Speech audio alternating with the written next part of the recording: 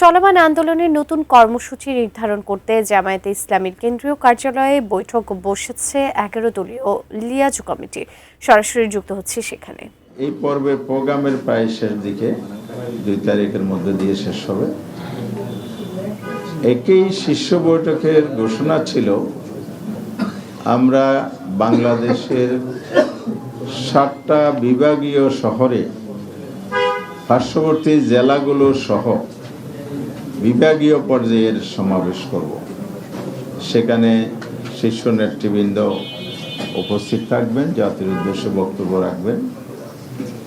আমাদের মূল যে দাবিটা আছে, গণভোটের গণরায় বাস্তবায়ন এবং জনদুর্ভোগ নিরসন, জ্বালানি সংকট নিরসন, দ্রব্যমূল্য নিয়ন্ত্রণ এবং আইন শৃঙ্খলা পরিস্থিতির উন্নতি, চাঁদাবাজি, সন্ত্রাস, নৈরাজ্য বিভিন্ন জায়গায় হচ্ছে, দখলদারিত্ব হচ্ছে।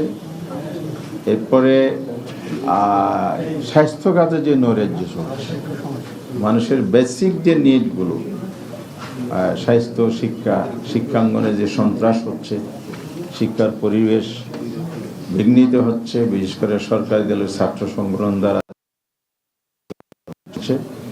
এই সব কিছু বন্ধ করে দেশে শান্তি ফিরিয়ে আনা, আর শান্তি ফিরিয়ে আনতে হলে